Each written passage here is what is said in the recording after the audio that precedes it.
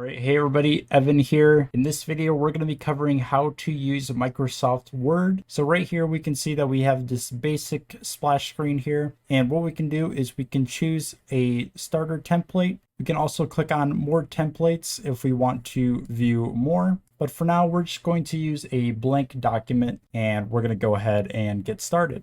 So I'm going to type, hello, my name is Evan. Welcome to this tutorial.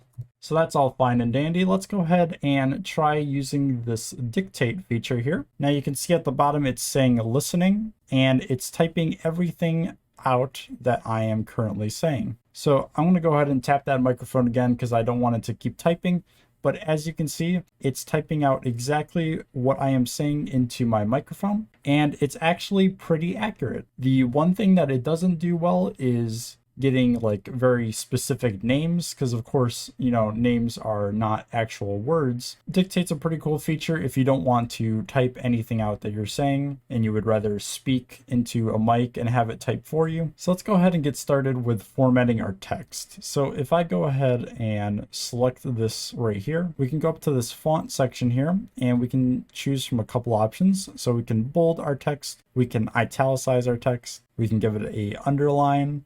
We can also change our font to be something else. Maybe we want a font like this. We can also change our font size by using this drop down here. And if we wanted to, we can change the color of our text like so. So now it's a nice blue color. Now, what if we wanted to use this same exact style of text in multiple places on our document? Well, what we can do is we can highlight this and we can go ahead and click on Format Painter. And now anything that we highlight is going to be formatted exactly the way this was currently formatted. So this is a pretty useful feature because instead of actually manually going through this text and, you know, going through all the settings again, we can just use the Format Painter to use the exact same format for anywhere we want on our document. And if we wanted to change all of this formatting back to normal, we can click on this clear all formatting button at the top here,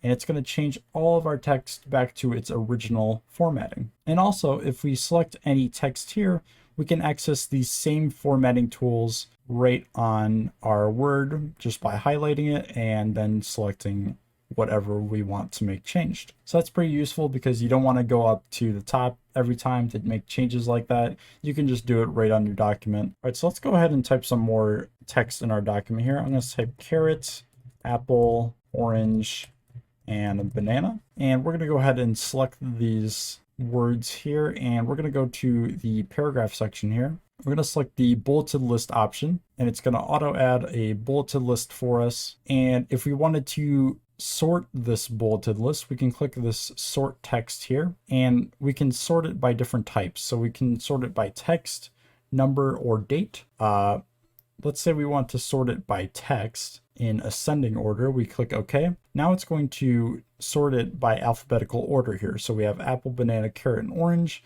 which is in alphabetical order as opposed to what it was before. And if we wanted to do this in descending text, we can just click the descending option, click on OK, and now it's going to sort it by alphabetical order descending. And instead of using a bulleted list, we can use a numbered list if we want. We can also use a lettered list. There's a ton of different options that we can choose from. The next thing I'm going to show you is styles. So let's go ahead and type some city names here. So we're going to say Los Angeles, and that is in California. Let's say Miami, and that is in Florida. Now let's go ahead and apply some styles to these two city names here by going up to the styles section here, and let's click on heading 1. And let's go ahead and click on Miami and also click on heading 1. And what you'll notice is that we applied the heading 1 style to these two lines of text here. And of course, you'll notice that that's going to show up in our navigation on the left-hand side here. So if we ever want to navigate to a certain heading, we can just go under the headings section and just click on the heading that we want to navigate to. So styles are pretty useful in Word because they have multiple different purposes. One of those purposes is to be able to navigate to these headings using the navigation sidebar. But the other cool thing is it allows us to make thematic changes across our entire document just by modifying one thing. Let me show you what I'm talking about. So if we click on Los Angeles and we right click this and click modify, now we're going to give a bunch of options to change how a heading 1 style looks. So we can change the color. Maybe we want it to be a orange color. And if we go ahead and click OK, now we're going to see that both of those headings were changed to orange. This is because when we change a style, this style is going to apply to every single item that we apply that style to in our document. So we can make every heading bigger or smaller, and everything is going to be synchronized. So this is a really good way to just make sure everything in your document is consistent design-wise. But there's also other cool features with these headings as well, as we'll get into later in this video. All right, so let's check out the Find and Replace feature. So if we go to Find and we go to Advanced Find under this editing section at the top here, we can go to the Replace tab, and here is where we can replace anything we want in our document. Let's say I want to change the word tutorial and change it to the word video. We can type that in and we can go either hit replace or we can hit replace all. I'm going to tap replace all here, and we can see that it says all done. We made one replacement. So the word tutorial only showed up once in my document, and we replaced it with the word video, and the replace all button went through our entire document, looked for that word tutorial and replaced it with the word video. So this is really useful if you have some sort of reference to a name that you need to change throughout your entire document. You don't want to go through your entire document, look for the name, and then manually replace it. You can just use the Find and Replace tool to help you out with that. All right, so that's going to do it for this home pivot here. Let's go to the insert pivot and let's go over some of these options that you will probably be using in Word frequently. The first thing would be a page break. So a lot of people will manually just spam the enter button until the text goes onto a new page. There's a way better way to do this. We can go to anywhere we want to create a new page on our current page, and we can just click the page break button, and that's going to automatically bring that down to a new page. We also have the table, so we can add a table if we want. We have the pictures, so we can add pictures if we want. I'm going to go ahead and add a picture here, and you can add it from your device. You can add it from stock images or online pictures. I'm going to add a stock image here, and we can add whatever we want. Let's go ahead and just add this picture of nature here. And now that we have this picture in our document, I'm going to zoom out just a little bit. And when we click on the picture, we're going to get this picture format pivot up at the top here. And this is only available to us when we select our picture. So if we click off of our picture, that pivot is going to go away. But if we click on our picture again, we're going to get this picture format pivot back. And this picture format pivot, just a specific pivot to allow us to make modifications to our picture. So really simply, we can make corrections to our lighting here if we wanted to. We can change some colors to make it more saturated if we wanted to. Just a ton of different picture stuff. I'm not going to go too deep into this. I'll have a standalone video where we can deep dive into this picture format pivot. But for now, it's not really necessary that you know all of the ins and outs of the picture format pivot. Just know that you have a lot of utilities and tools that you can use to modify your pictures. So let's go ahead and click off of that and go back to our insert pivot here. So let's look at some other cool things we can add. We can add some SmartArt, and SmartArt's pretty cool. We can add a bunch of different graphics here. Maybe we want this graphic, which is a basic process, and it's pretty cool. We can modify the text here. So we can say like, 1, 2, and notice that we can even add more if we wanted to just by hitting enter. And it's automatically going to just create more and more of these flowchart things. So SmartArt is pretty useful for stuff like that. We can also add in a chart by clicking the chart icon here, and we get a ton of different charts we can choose from. Let's just choose a clustered column and click OK. Now the cool thing about adding charts inside of Word is it's actually going to give us a tiny miniature Excel sheet that we can use to modify this chart's data. So if we wanted to change the name of these categories to be, let's say, profits, revenue, you're going to notice that once we do that, it's automatically going to make those modifications onto our chart. Let me just zoom in real quick. We can see now that it says profit, revenue, and we can change these bars to be different data. So we can say 1, maybe make this a 1.2, and it's going to bring that bar all the way down. So this is just a really cool way to do graphs and charts on Word. If we want to exit out of this, we can just hit the close button here and we can exit out of that view. So the last thing I'm going to show on this insert pivot here is these headers and footers. So commonly, if you're in school, your teacher's probably going to ask you to add footers or headers to your Word document. And to do that, you just go to the footer and you can do any one of these footers here. I'm going to just choose the blank footer here. You can either type in your name or you can type in whatever text you want, or you can go to the page number button here. We can go with a plain number. So now it's going to number the pages automatically at the footer. Just a useful feature, especially if you're in school. Teachers will probably ask you to do this a lot. So the next pivot I'm going to show you is the design pivot. And we're going to go back down to our headings here because I'm going to show you exactly why styles are really cool and important. In this document formatting, if we click on any of these themes, these are all themes here, it's going to automatically change our headings here. So let's say we want a basic simple theme. It's going to change our headings to blue, and there's just a ton of different themes that we can choose from. And of course we can modify all of these colors to be different colors if we wanted to. The last thing I want to show on the design pivot is this watermark here, which we can use to add watermarks to our documents.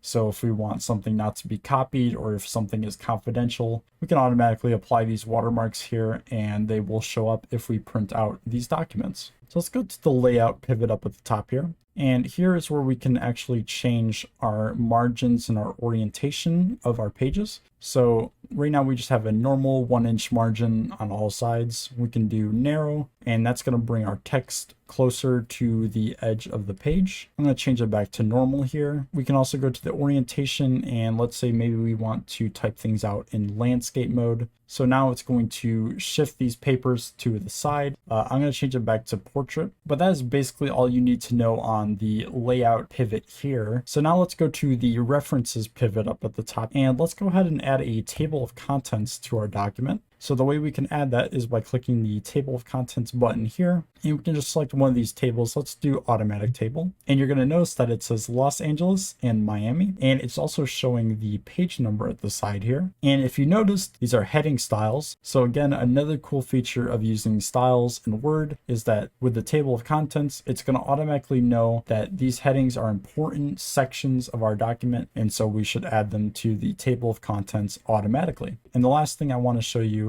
is footnotes. So let's say we want to add a footnote here that says welcome to this tutorial. We can insert a footnote by clicking the insert footnote button here, and we can just type this is a tutorial. So it's automatically going to apply a little one symbol here, which is a footnote, and it's going to add that footnote to the bottom of our document. All right, so I'm going to skip the mailing pivot here. This is a little bit more complex. I will have a specific video that goes into this a lot more in depth, but it's not necessary to know for the basics of Word right now. So we're going to go ahead and skip over this. Let's go to the review pivot here. So I just typed out this phrase here. Today is going to be a great day, but obviously we have some errors here.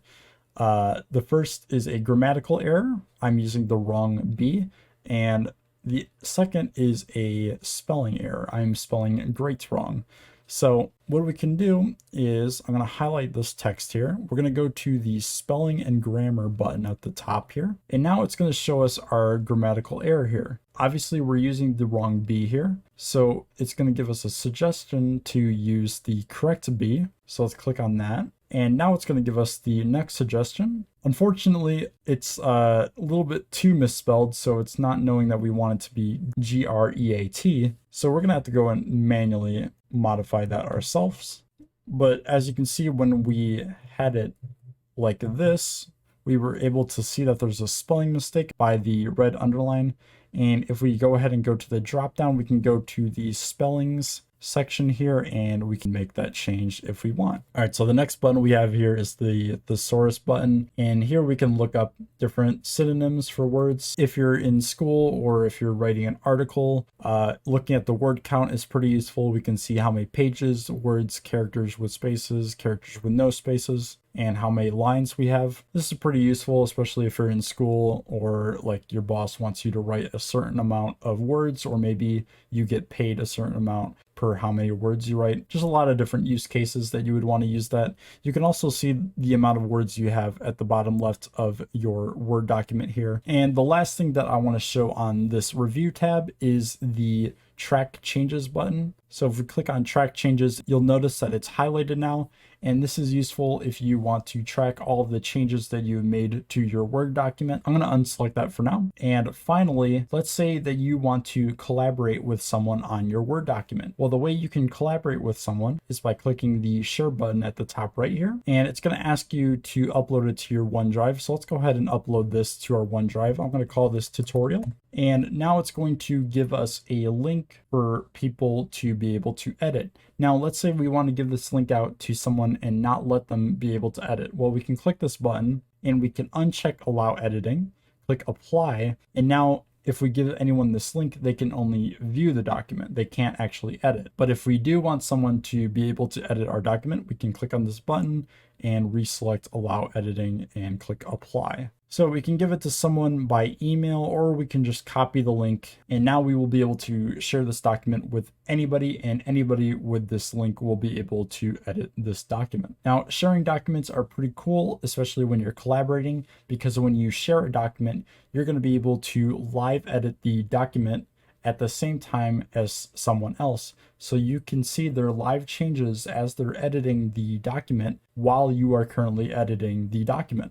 And if you want to add comments to communicate, so let's say we want to add a comment like right here, we can click on new comment, and here we can say, let's make changes to this.